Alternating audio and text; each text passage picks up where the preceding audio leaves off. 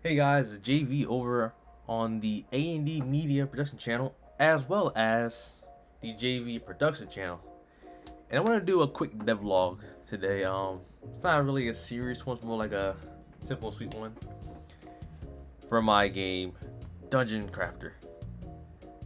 And I really haven't done too much coding wise cuz I'm still having to figure out the overall plan structure. And this devlog is about world generations, which after back and forth, I figured out that I want to do the exact Minecraft kind of world gen thing because Minecraft being reinvented like several times over. I literally have a video saved on my computer of how Minecraft does its world generations. And I'm going to be using that with a mixture of grid mapping to like kind of have it be so that it's not two different systems working against you. There's one big system. The one thing that does bother me is that I want to have it be sort of smooth. I don't want to have it be too blocky because I do plan on having like pretty smooth models and like pretty smooth terrain.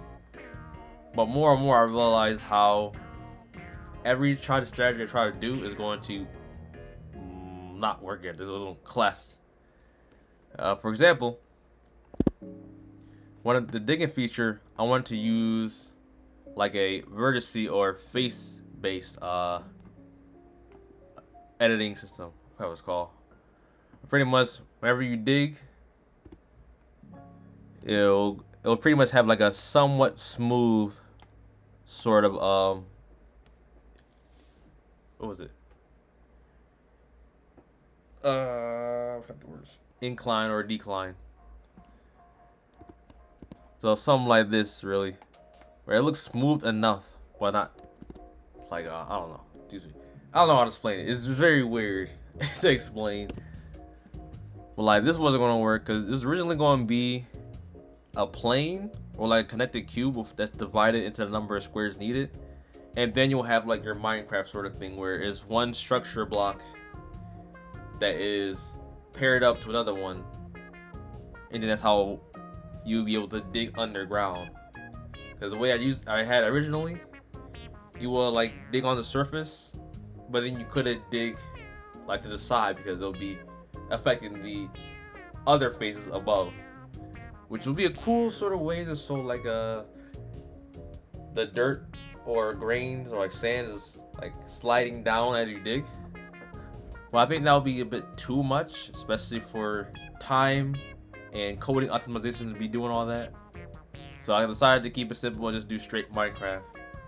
And since Dungeons and Dragons is all about building the map, which is like part of the whole thing, that's half the journey of the host to build the map, I think that I'll have the natural world gen of Minecraft, and then you'll use like structure blocks, like terrain structure blocks. So let me fix that.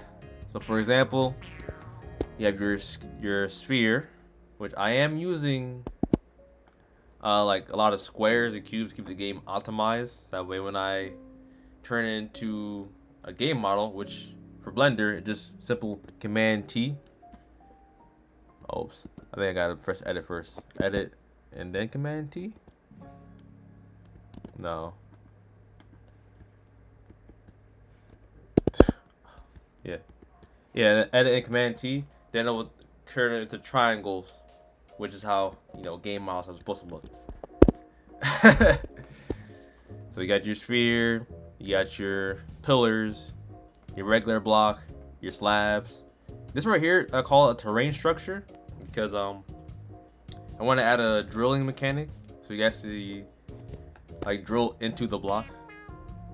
I picture each one of these subdivisions as its own cube.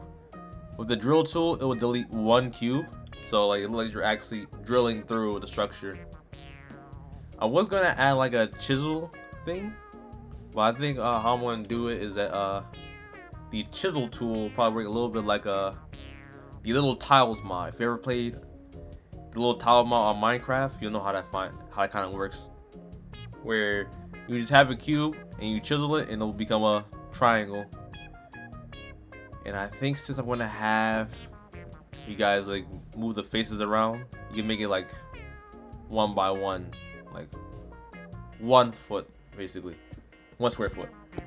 I'm still trying to figure it out in the long run, but it's better to get it all planned out before actually starting the code, because if I don't like it, I gotta go back and recode it.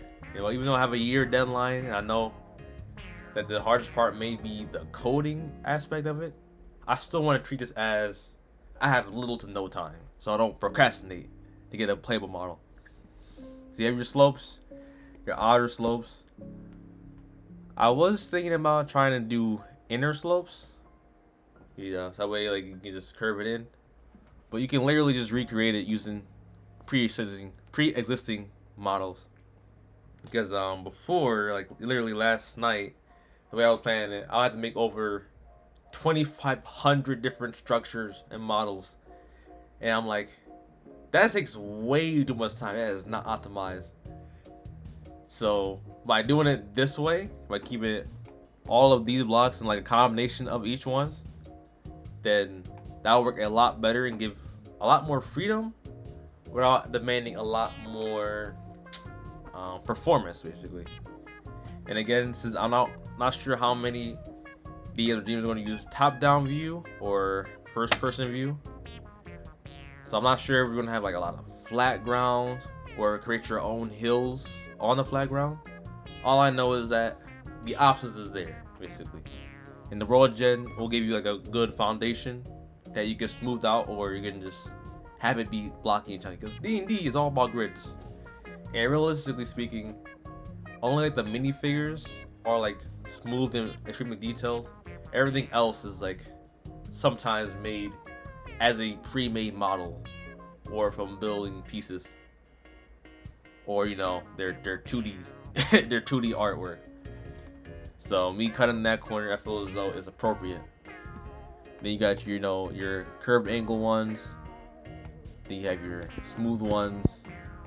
So pretty much, you should be able to make any kind of building, or any kind of structures with. Let me see. Is 1, 2, 3, 4, 5, 6, 7, 8, 9, 10, 11, 12, 13, 14. With these 15 structures, which is a lot less than what I said last time. Like from devlog 0, which if for those watching on the JV production channel, I put the devlog 0 on the A&D media channel, which I will link down below. I had to make a lot of different changes because I realized that the way I had it originally just didn't work out, especially when I realized how big I want the maps to actually be. Which, for reference, wow, wait, they got an isometric view now? Oh, that's clean. I did not realize that. Getting off track. So for reference, this is basically the ground layer, like the hard ground layer, originally speaking, and this is like the water level. And this like 5 blocks, which is like translate to 15 feet. So like you have a lot of room. And this right here, let me just show you real quick. This is the render distance. So this is basically everything from here to here is that's all the sky. And I don't think I'm gonna have a hard sky limit of where you will build to a certain point and you can no longer build. I think you might have a limited one, but you should be able to build any real world structure as close to 1-to-1 or exactly 1-to-1 with my game. That's the plan anyways. And again, you can always lower the ground layer. I usually use a proportional ratio of like the earth crust to like the sky to get somewhat close, but this would be like more than enough for a standard game. And also I did yeah, that's a lot. I did have like a chunk thing too. Let me just get that out of the way. So I believe this is a 13 by 13 like chunk. 13 by 13 chunks, which is like the default for when I have it. So that way you can again keep it optimized, not lag too much. Have like a 1.2% Minecraft chunk, which should be able to run perfectly fine. Because most people have more chunks, and like for me, example, I have the 1.12 version of Minecraft on my computer, and I literally play that with the 12 by 12 chunks or 8 by 8 chunks, and I'd be having all these mods going on in the background. So this game should function if I do it this way. And I also changed my what is it called? My walk navigation to match how I want the game to move, like how fast the character walks, how fast the character runs normally. Like the default 30 by 30 feet. I did scale it properly to have the seconds be accurate. So walking 30 feet will take exactly 6 seconds. And if you're dashing, technically speaking, when you're dashing, you get more of a 90 feet. Because like you're treated as like you're doing your movement speed, then the accent and a bonus accent, that sort of thing. This is the walking speed. As you can tell, it's pretty slow. And running, it feels slow, but I'm pretty sure if you have like a lot of stuff in one area, it will feel more it will feel faster, I guess. Or I guess there's a lot of ways to work around it. But this is gonna give you like a little scale of everything. And that's really all I have for right now.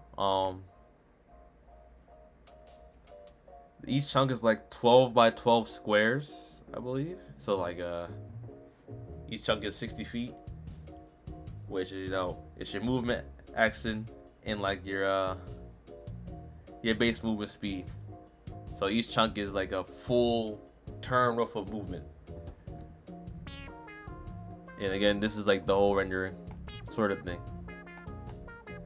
And that's pretty much all I have, really. I wanted to have more for this devlog, but it was mainly just me explaining all the what is it? The problems that I've encountered when I was trying to bring it from Blender to Unity, and then realizing, oh wait, there's a lot more stuff I had to do before that, because I was going to be coding for the first devlog on Unity, but then I realized, oh wait, I don't have the right tools for what I need to do for Unity yet, so that's going to take a bit more time. But with that being said, thanks for coming, thanks for watching. If you do watch these, I'm going to try to get more videos on each channels a bit more frequently. This one is well, A&D Media Production is already sorted out. Like every week basically you have like 1 or 2 live streams, so that's figured out. But the production channel in its nature is mainly just things that I'm making, and I don't have a lot of time to make stuff. That's why it's kind of dead. And the other channel, I still want to finish my Resident Evil 9 playthrough. I just have to find a time to edit it, get it out, and then get the time to start playing the game again, right? So that's it. 14 minutes, could have been shorter, but I struggle to explain the words. With that being said, peace out, everyone. Love you guys.